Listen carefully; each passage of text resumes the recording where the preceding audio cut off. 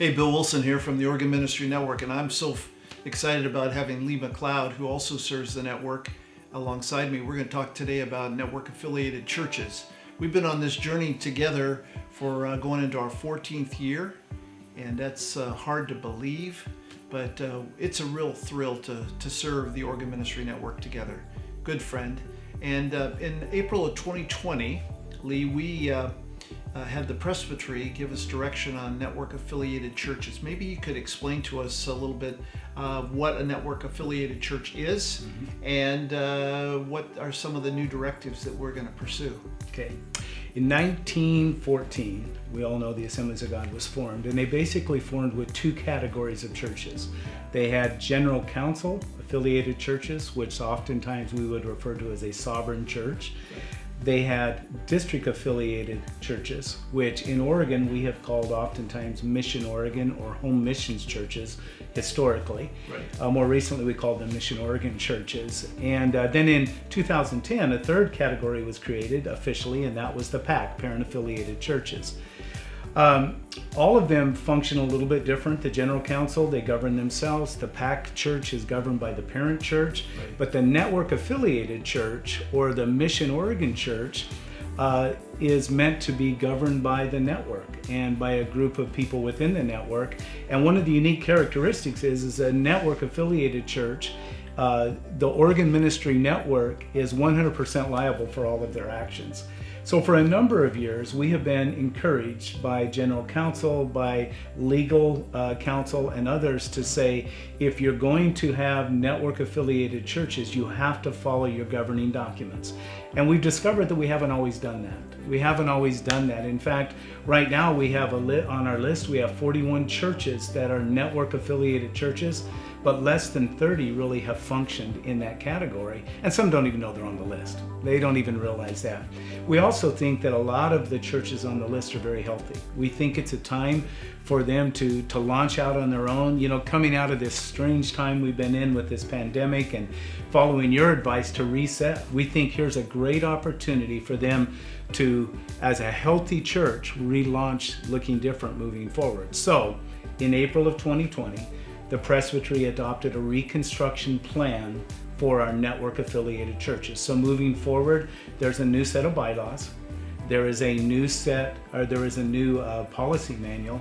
There's a new agreement between the pastor and the Oregon Ministry Network. We have formed a church health team that's going to help with the governance piece of that.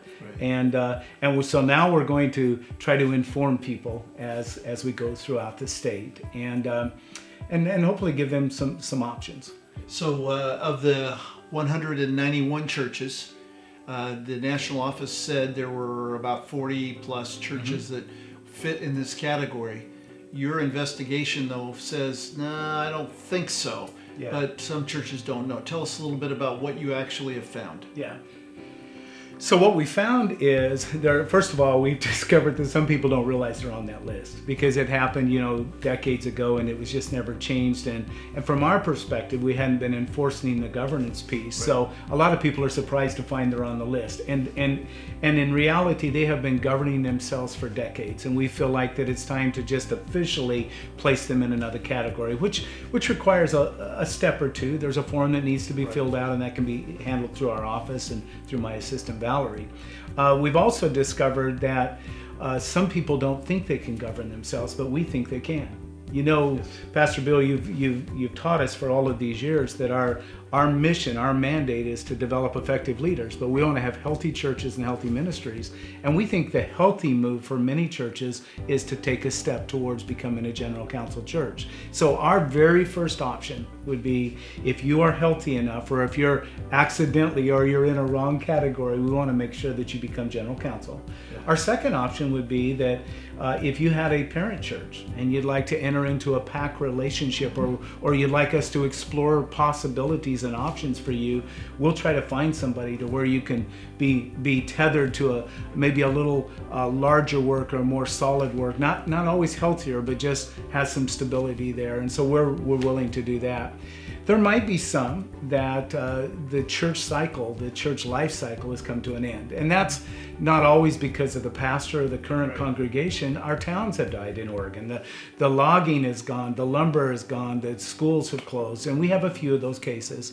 And then for the fourth category that would remain a network affiliated church, we have drafted new documents, and that's what the presbytery approved. That would include a church health team. Right. And we have a team that will be appointed for a couple of years. It's made up of very reputable ministers within our state that will work alongside the local pastor to help provide the governance for a healthy church. Well, and that's, as you mentioned, our mission is to be healthy. And thank you for all the hard work you've done. And I know this brilliant effort to organize and restructure has been very much a part of your heart, and you've worked diligently on that. So moving forward, as a pastor of a local church, as leaders in a local church, if we are currently in the network affiliated category, and we want to move forward, what you've mentioned some guidelines. Yeah. What will be the next step for us? Well, first of all, if you are on that list, you can expect a call from me and our church health team leader, which right now is Brian Steller for this first 2 years. And some of us will be contacting you. Just as I said, you may not even realize you're on the list. Yeah. But what you can anticipate is, if you're going to move forward, you need to have around 20 active members. You need to have an approved set of bylaws, and Boyd Powers, our secretary and treasurer here for the state, can help with that. And then there is a process. There is a document that has to be filled out. We're going to help you with that. You can contact us in advance. You have to have the ability to govern yourself, which really means that you have enough qualified leaders to meet your own bylaw requirements. So that's really what that means. But we're going to be going through the state in the rest of 20 and even into 21, and we're going to be setting up meetings so that we can explain everything possible and to change that status. We just want the healthiest opportunity for our church that we can possibly provide. And if there's any questions, of course, they can contact me or my assistant Valerie here at the office, and we'll have the information for them. Well, thanks, Lee, for all you're doing in the network, and thanks to all of you who serve on the front lines of our churches in this most unusual time. This is an opportunity, and we're grateful to be able to serve you all, and we'll look forward to seeing how this develops, and most of our churches will become healthier and stronger than ever before. God bless you.